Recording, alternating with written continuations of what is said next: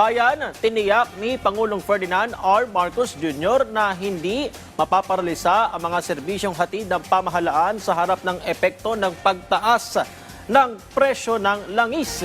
Kabilang ang pagbibigay ng serbisyong medikal, paggawa ng mga paaralan at pagtatayo ng abot-kayang pabahay. Yan ang ulat ni Sheila Natividad.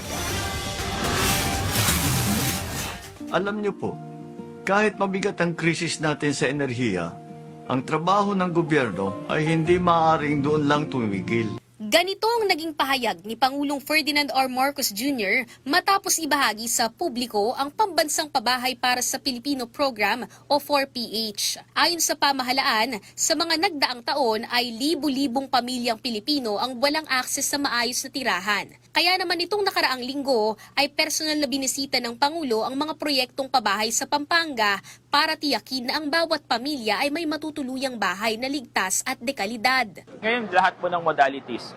Nandiyan po yung horizontal, house and lot. Ang dignidad ng pamilya ay, lalo na ang Pilipinong pamilya, ay pag nagkaroon siya ng sarili niyang bahay. Handog naman ng DSUD ang mababang interes sa pabahay. Ibinaba kasi ng gobyerno mula 1 to 3% ang subsidized interest para sa socialized housing para sa mga kwalipikadong benepisyaryo na malaking gaan sa magiging gastusin ng bawat pamilyang Pilipino. Yung mga kulang na bahay ay kagawa natin ng paraan upang lahat ng nangangailangan ng pabahay ay gagawin natin.